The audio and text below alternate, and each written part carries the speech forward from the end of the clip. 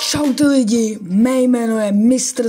Simon a v dnešním videu to bude FIFA 19. Možná se teď ptáte, proč zrovna FIFA 19, když je EAFC 2025. No, jak bych vám to mohl jednoduše říct. Doba těžká, EAFC drahá a moje peněženka prázdná. Pokud si to pochopil a poslouchal si mě, tak si z toho musel pochopit, že nemám ani vindru. Nemám ani korunu, proto FIFA 19. V tomto videu budu natáčet kariéru za West Ham United. Já si myslím, že West Ham United je naprosto perfektní tým, protože není nějak jako přebusněný, jako třeba tady Barca, velký rozpočet, přebusněný tým, moc jednoduchý. West Ham nemá ani přebusněný tým, ale zase není úplně trash a zase jejich rozpočet není na tom taky tak strašně. Začínáme a teď jde o to, jakýho trenéra si vybereme. Budeme takhle, ale čekej, dáme si takhle mikince hezky. Samozřejmě naše jméno musí být Simon. Budeme Simon Kuchař. Teď proč budeme kuchař? Protože všechny uvaříme v Premier League. Taková Eritrea, ta bude perfektní. Tak jo, a teď se podíváme na náš extrémně dobrý jízko, co to je. Ale jako když se podívám na lavičku, tak tady jsou dobrý hráči, protože jsou na lavičce. Máme tu i Declana Rice, mladičky, jo, ty vole. Podíváme se tady na skvad, trošku ho pročistíme. Zatímco tady čistím ten plesnivý kádr, můžeš mi do komentáře napsat, jaký je tvůj oblíbený hráč. Pozice, který nám vážně hoří, je RBčko a LBčko, kde máme Krasveliho a Zabaletu. To znamená, že hledáme si tady hráče. OK, na pozici RB a LB jsem našel tady ty dva borce. Hector Bellerin, RB, ve 23 letech má 80 hodnocení a Pereira ve 24 letech 81 hodnocení. Já ukradnu Leicester City Pereiru. Nebo aspoň se o to pokusíme. Jo, aha. Tak prej nic. Šíží, oni ho nechtějí prodat. Tak Bellerin, yes. Tak jo, jdeme se dohodnout na Bellerinovi. Já bych nabídnul 19 milionů 100 tisíc. 30? 22. 230. Ty vole, ze 30 na 24? To ještě zkusíme ujednat na 23 400, každý milion se hodí. A míří do našeho klubu za 23 milionů a 400 tisíc. Ale teď jde samozřejmě o to, jestli přijme naše smluvní podmínky. Bellerin už se dává do naší kanceláře. Co to chtějí tady, vole? Za bonusy, vole. Náš Bellerin se přesouvá do West Hamu United. To je velice dobrá zpráva, ale furt jsme neskončili. No minimálně našeho Bellerina hodíme sem na RBčko a rovnou dáme Bellerina jako kapitána, až tak jsem si jistý. OK, přišla nám první nabídka na Krasveliho. 6,7 milionů. Zkusíme něco ujednat. Chtěl bych 8 milionů z toho vytěžit. Zkusíme. 8 milionů 100 tisíc. 7 milionů 800. A jsme se dohodli za 7 milionů 800. Prosím, ať se dohodne na smlouvě. OK. Andrew Robertson sice je dobrá možnost, ale 30 milionů prostě nemám.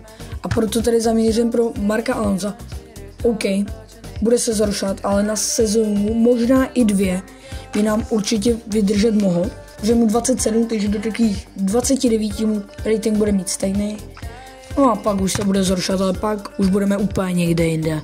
21 milionů, to je jeho cena, ale můžu si nabídnout úplně jinou cenu. Takže jim zkusím nabídnout 24 200. 36. A jinak dobrý kuci, jo. Máme 26 700. 34, vy jste kámo. 28 200. A já potřebuji ještě na smlouvu.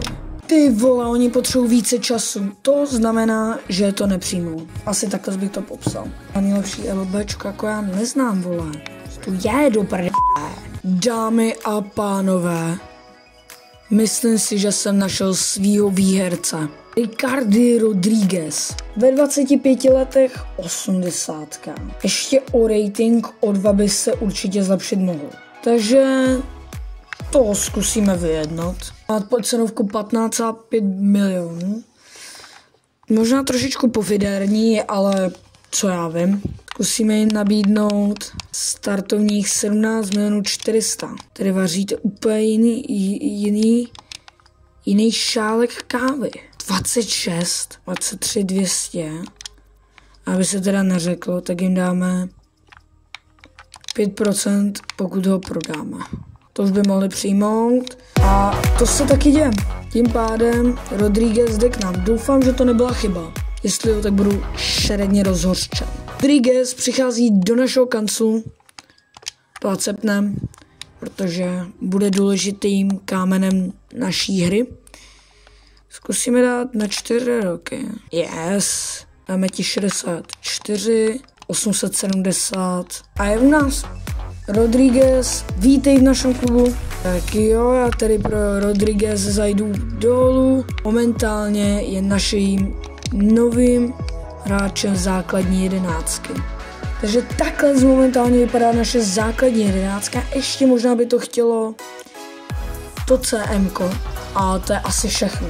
Čeká nás první zápas této kariéry a tady se ukáže, jak náš tým s novýma posilama funguje. OK, první zápas za West Ham. To bude zajímavý, tady dobře kombinujeme, ale z první šance nic není. Tady to je první šance. Naštěstí z toho nic není. Co to je vůbec za tým? No nic. Nahrávka do běhu. Ale ještě nekončíme. Jara Melko. Ale tady toho nic nebude. Vlastně tady ten zápas je i důkazem, jak ten tým vlastně bude fungovat po zbytek sezony, protože si nemyslím, že další posil už přijde. Jara Melko, ale po chybě rozehrávce. Nahrávka. Ale ještě kombinujeme. Střela, ale ta je mimo. Ty vole. Hezky. A gól! 1-0 pro West Ham United. Nebudu říkat, kdo skoroval gól, protože to sám nevím. Dobrá nahrávka a běž. Arnautovič. Co to netrefil? To je manták. Arnautovič. Zkusíme tam dát. Yes. Běž. Center. A tohle je 2-0. Declan Rice, jeho první gól v této sérii a zapamatujte si jeho jméno, protože ten bude hodně vyznívat v této sérii za West Ham United. Damn! Máme další roh. Tady to mohla být další hlavička, ale těsně se nepovedla. Máme to tady borcovi. Tam vypadá tak sympaticky uvolněně. Vystřel. Yes! A tady to je 3-0. Arnautovič. A tomu se říká forma. Jestli takhle se bude pokračovat dál, měnil svůj názor, Premier League vyhraje. Že aspoň ten jeden gól chtějí dát. Ale my nepustíme. A tady to je 3-1. Co Borec slaví? Kde máš jméno? Jo, tady. Borci prohráváte 3-1. Co slavíš? První zápas West Ham United pod mým vedením končil velice dobře. Za to jsem velice rád. No nic, tohle by bylo z dnešního videa vše. Myslím si, že jsme toho stihli dost. Nezapomeňte zanechat like a odběr. a my se vidíme u dalšího videa z FIFA 19. Čau.